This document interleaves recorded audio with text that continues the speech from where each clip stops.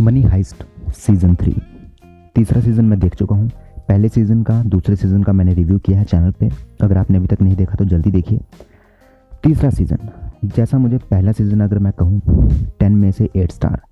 Second season थोड़ा अच्छा था, 10 में से 8.2 स्टार। लेकिन अगर मैं थर्ड सीज़न की बात करूँ तो ये सीधा टॉप पे जाता है, around 8.6 to 8.7 star. Third season भले ही स्टार्ट थोड़ा स्लो होता है, लेकिन जिस तरह से ये सीज़न एंड होता है वो ज़बरदस्त है। इस सीज़न में कुछ खास बातें हैं जो कि मैं आपको इस रिव्यू में बताऊंगा, और कुछ ऐसी बातें हैं जो कि आप कह सकते हैं पिछले 2 सीज़न में कहीं कमी रह गई थी, जो कि थर्ड सीज़न पूरा करता है। तीसरा सीज़न लाजवाब है, बेहतरीन है, और इतना ही कहूँगा कि एक बार आप अगर देखने बैठोगे तो लास्ट का एपिसोड जो है, लास्ट सेकंड तक आपकी सांसें थमी रहेगी।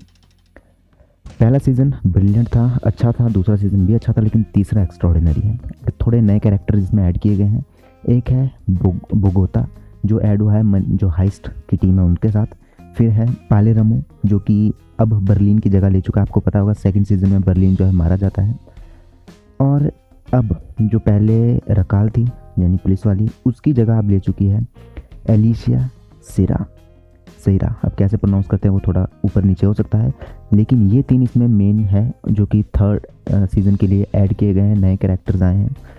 तीनों ने ज़बरदस्त काम किया है। जितने और कैरेक्टर्स थे वो हमने पहले में देखे, चाहे वो टोक्यो हो, चाहे रियो हो, चाहे अदर जितनी भी उनकी स्टार कास्ट थी, लेकिन ये तीनों ऐड किए गए हैं। ज़बरदस्त काम किया है तीनों ने। पालेरमो इसमें मेन है जो कि बर्लिन पहले मेन इंचार्ज संभालते थे हाइस्ट की टीम का। अब पालेरमो गैंग के अंदर जो लीडर है वो है पालेरमो। अब अगर हम डकैत की बात करें तो ये कैसे होती है, कौन इस बार प्लान ये सब कुछ करता है, क्या इस बार भी जो प्रोफेसर है उसके फादर ने ये सब कुछ प्लान किया होता है, या फिर इस बार प्लानर कोई और होता है? चलिए मैं आपको बता दूँ। इस बार क्या होता है कि जो रियो होता है वो वेकेशन पे, आपको पता है सेकंड सीज़न के बाद सभी जो अपनी अपनी वेकेशन पे चले जाते हैं दूर, सेलफोन किसी के पास नहीं होते। लेकिन कहीं से अचानक रियो जो है सेलफोन ले आता है ब्लैक मार्केट से उठा के, और सिग्नल एक साथ पुलिस वाले पकड़ देते हैं, रियो का भी साथ साथ टोक्यो का भी। टोक्यो कैसे ना कैसे करके बच जाती है, लेकिन रियो नहीं बच पाता। उसको पुलिस वाले उठा के ले जाते हैं और एक ऐसी जगह रख देते हैं जहाँ पे उसको ढूंढ पाना भी मुश्किल है। उसको मारते हैं, पीटते हैं और उससे निकलवाते हैं कि ये बताओ प्रोफेसर है तो है कहाँ, लेकिन रियो कुछ भी नहीं बताता। अब होता है हाइस्ट शुरू। कैसे शुरू होती है? पहला प्लान जो आपको था पहले 2 सीज़न में जो प्लान बनाया था वो था प्रोफेसर के फादर का। प्रोफेसर के फादर ने बहुत पहले ये प्लान बनाया हुआ था जिसको अंजाम दिया था प्रोफेसर ने। पहला और दूसरा सीज़न पूरा का पूरा इसी पे बेस्ड था। लेकिन अगर मैं थर्ड सीज़न की बात करूँ तो यहाँ पे थर्ड सीज़न का प्लॉट जो किसने किया है वो है बर्लिन। जी हाँ दोस्तों, प्रोफेसर का भाई बर्लिन और साथ ही साथ मैंने जो आपको अभी नाम बताया पालेरमो, तो ये दोनों मिलके ये प्लान बनाते हैं। और इस समय ये जो प्लान की हमें ज़रूरत पड़ती है वो सिर्फ एक बात के लिए पड़ती है, वो भी रियो के लिए। जी हाँ दोस्तों, जैसे मैंने आपको कहा कि रियो जो है पुलिस वाले उसे किडनैप कर लेते हैं, आप कह सकते हैं बंदी बना लेते हैं, पुलिस वाले उसे ले जाते हैं और पता नहीं होता वो कहाँ है। अब रियो को निकालना तो है, लेकिन कैसे? तो प्रोफेसर का दिमाग घूमता है और प्रोफेसर बर्लिन का जो प्लान बनाया होता है उसे कहता है कि अब इसका ही यूज़ करके हम कैसे ना कैसे रियो को बाहर निकाल सकते हैं। और अब जो डकैती होने वाली होती है वो होती है बैंक ऑफ स्पेन में। लेकिन इस बार ये जो डकैती है छोटी मोटी डकैती नहीं है। इस बार डकैती कोई पैसों की नहीं होगी, सीधा गोल्ड लिया जाएगा। जी हाँ दोस्तों, गोल्ड उठाया जाएगा। और अब ये जो गोल्ड होने वाला है यही पूरी की पूरी लाइफ लाइन है कि अब गोल्ड उठाना है तो कैसे, क्योंकि पैसे तो छाप दिए उन्होंने, गोल्ड के लिए क्या करेंगे? तो गोल्ड उठाने के लिए वो गोल्ड को पहले मेल्ट करते हैं, फिर उसकी पूरी प्रोसेसिंग स्पेन ऑफ बैंक में अंदर ही वो पूरी आप कह सकते हैं एक तरह से फैक्ट्री बना देते हैं, और फिर वहाँ पे पूरा काम चलता है। लेकिन यहाँ पे एंट्री 3 लोगों की, जैसे मैंने अभी आपको बताया, एक नई पुलिस वाली, एक जो कि हाइस्ट में पालेरमो जो कि लीडर है, और बोगोटा। लेकिन मेन पुलिस वाली और पालेरमो के बीच ये जंग चलती है, साथ साथ प्रोफेसर तो है ही है। अब यहाँ पे भी टोक्यो कैसे ना कैसे करके प्रोफेसर को मनाती है कि देखिए हमें निकालना तो पड़ेगा रियो को। तो रियो को तो प्रोफेसर बोलता है चलिए ठीक है, एक प्लान है, हम स्पेन ऑफ बैंक में जाएंगे, वहाँ पे हाइस्ट करेंगे, गोल्ड निकालेंगे, और अगर रियो को वो छोड़ेंगे तो हम वहाँ से गोल्ड लेके भाग जाएंगे। अब जैसे ही वो हाइस्ट मारने लगते हैं तो स्पेन ऑफ बैंक में वो गवर्नर को कैदी बना लेते हैं, साथ साथ वहाँ पे काफ़ी लोग और भी होते हैं जिन्हें वो कैदी बना लेते हैं। अब ये प्लान सिंपल उसी तरह होता है जिस तरह पहले और दूसरे सीज़न में इन्होंने किया था, लेकिन इस समय थोड़ा एक्स्ट्रा उन्होंने मेहनत की है, यानी कि हाइस्ट वाले गैंग ने, प्रोफेसर की गैंग ने। इस समय प्रोफेसर ने अपने जितने भी मेंबर्स थे उनको सब कुछ सिखाया है, किस तरह से अगर किसी की गोली लग गई तो उसे कैसे ठीक करना है, किसी को बाहर से डॉक्टर को बुलाने की ज़रूरत ना पड़े। फिर यहाँ पे जितने भी कैद किए गए हैं कहीं ना कहीं उन पर डर भी रहना चाहिए, क्योंकि पहले सीज़न में आपको याद होगा, दूसरे सीज़न में किसी भी को उन्होंने मारा नहीं था, यानी कि हो सकता है कि कहीं ना कहीं उनसे डर खत्म हो जाए, क्योंकि मारेंगे तो वो किसी को नहीं, तो डर किस बात का। तो उसका भी उन्होंने पूरा इंतज़ाम करके रखा है। आपको याद होगा पहले सीज़न में आर्थुरो होता है, आर्थुरो आपको याद होगा, जो कि पहले सीज़न में जब हाइस्ट होती है तो वहाँ पे सभी लोगों को जब वो बंदी बनाए थे तो वहाँ पे एक आर्थुरो नाम का बंदा होता है जो कैसे ना कैसे सभी को मोटिवेट करता रहता है कि देखिए हमें बाहर निकलना है, हम जैसे भी निकले, गन एक्सचेंज वगैरह करता है, काफ़ी कुछ वो करता है। तो उसकी एंट्री कहीं ना कहीं थर्ड सीज़न में भी हो जाती है, और अब वो जो है मोटिवेशनल स्पीकर बन जाता है। वो बाहर सभी को बताता रहता है कि देखिए जब मैं हाइस्ट में था तो अंदर मैंने अपनी ब्रेवरी दिखाई, इस तरह से किया, ऐसा किया, वैसा किया। अब आपको पता है कि मोनिका जो कि उसके बच्चे की माँ होती है, उसके लिए वो फिर से हाइस्ट के उस स्पेन ऑफ बैंक में अंदर घुस जाता है और वहाँ पे वो फिर बंदी बन जाता है। उसकी भी काफ़ी इंटरेस्टिंग स्टोरी हमें थर्ड सीज़न में देखने को मिलेगी। लेकिन एक और बात जो थर्ड सीज़न में बहुत बढ़िया थी, जिस तरह से स्टोरी आगे जाती है उस तरह से इंटरेस्ट और बढ़ता जाता है।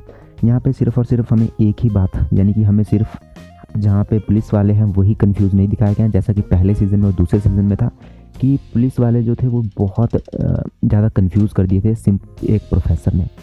थर्ड सीज़न में पुलिस वाले बहुत ज़्यादा स्ट्रॉन्ग है, आप कह सकते हैं कि प्रोफेसर से भी ज़्यादा स्ट्रॉन्ग है और प्रोफेसर से भी उनमें ज़्यादा दिमाग है। और गेम तो यहाँ तक चल जाती है कि इस बार यहाँ पे पुलिस वाली जो है चकमे से नैरोबिया पे गोली चला देती है, उसके बच्चे का इमोशनल सहारा लेते हुए, और भी काफ़ी कुछ होता है। इस बार जो पुलिस वाले हैं वो एक अटैकिंग मोड में है, मतलब उन्हें कोई फ़र्क नहीं पड़ रहा है अंदर कोई मरे ना मरे, उन्हें अटैक करना है, क्योंकि कहीं ना कहीं वो श्योर है कि वो जो कॉमन लोग हैं उनको नुकसान नहीं पहुंचाएंगे। तो कहीं ना कहीं उसके चलते हुए वो अटैक करना चाहते हैं। लेकिन इस समय प्रोफेसर और रकाल जो है, आपको पता है कि सेकंड सीज़न के बाद वो दोनों एक साथ हो गए थे। रकाल भी जो है प्रोफेसर का ही साथ आ गई थी और ये दोनों साथ रहते थे।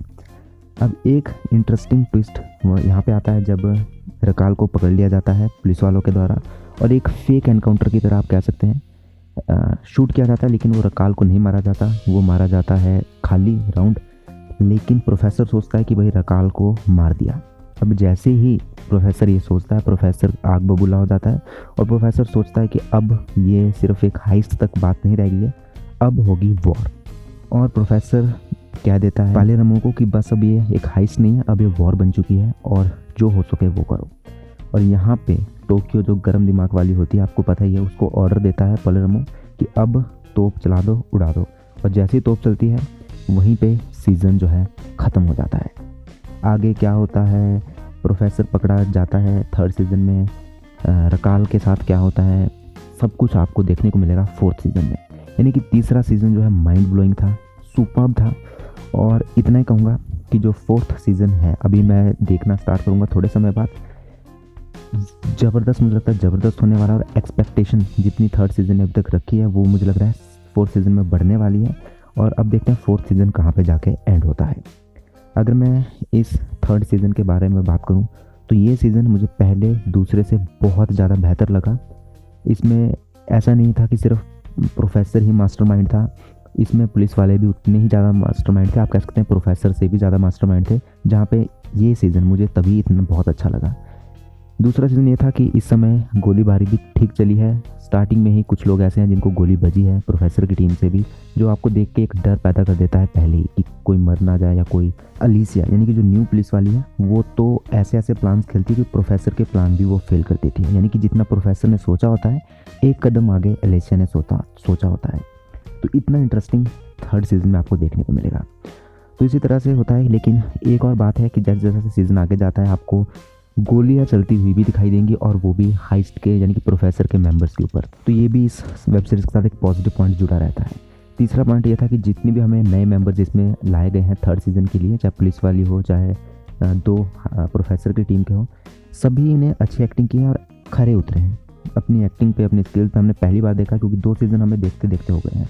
अगर कोई न्यू कैरेक्टर एकदम से इंट्रोड्यूस किया जाए तो होता है कई बार हमें पसंद नहीं आता या फिर हमें एक्टिंग अजीब लगती है, लेकिन तीनों ने बहुत अच्छा काम किया और एकदम मर्ज हो चुके हैं तीसरे सीज़न में आके। तो ये कुछ ऐसे पॉजिटिव पॉइंट थे जो कि आपको तीसरा सीज़न जो है धमाकेदार लगने वाला है, सुपर्ब लगने वाला है। वैसे अगर आपने पहले 3 सीज़न देख लिए हैं तो आपका 3 सीज़न में से फेवरेट सीज़न कौन सा था कमेंट बॉक्स में लिख के ज़रूर बताएं। 4th सीज़न का जल्दी रिव्यू करूँगा। मिलता है अपने नेक्स्ट एपिसोड में वीडियो में। धन्यवाद।